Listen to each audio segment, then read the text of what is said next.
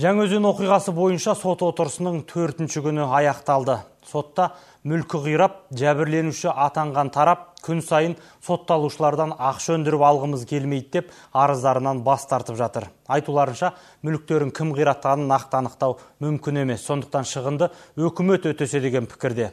Ал бүгін сот айыпталып отырған тараптың қорғаушыларына 37 азаматпен кездесуге рұқсат етіп, келесі отырыстың жалғасын белгіледі. Бүгін судьяның негізгі көтерген мәселесі сот отырысында денсаулығы сыр берген сотталушының төңірегінде болды. Айыпталушы Тәженов аяғындағы жарақатына байланысты сотқа қатысуының өзі қиындық туғызып жүрген еді. Сондықтан бүгін судья оны үйқамаққа қалуға рұқсат беріп, сот отырысының енді сәуірдің 2-сінде өтетінін хабарлады. Енді бұл деген постельде жатқан адам аяғында 18 шіріп тұр. Енді оны деген білмеймін, қазір сотпенен алдымен сөйлесіп, алдымен қылып, енді жіберсе үйге жіберейін деп отырмын. Қазір отыра алмайды ол деген.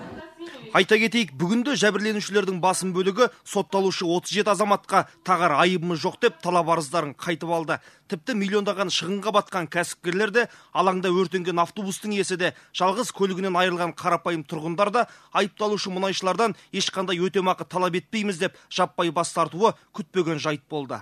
3 миллион 700 теңге шығыным шығып тұр. Жаңа естіңдер өздеріңіз. Мен сол балалар істемейді деп, сол балалар үшін бас тартып тұрмын. Ақша деп бүткіл өмір бойы ақша ешкім жинап жаңағы несіне алып кете алмайды.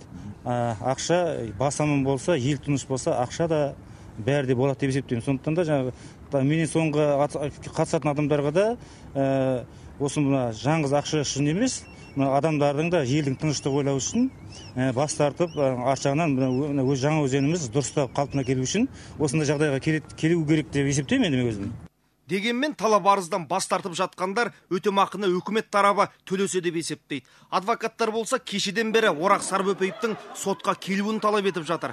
Айтуларынша жәбірленушілердің басым көпшілігі Жаңаөзеннің сол кездегі әкімі Сарбөпеевтің бұйрығымен 2011 жылдың желтоқсанында алаңға киіз үй тігіп жапа шеккендер. Айта кетейік, сот сәуірдің 2-сінен бастап жалғасады. Мақсат Толықбай, Данияр Жүсіпов, Ақтаудан.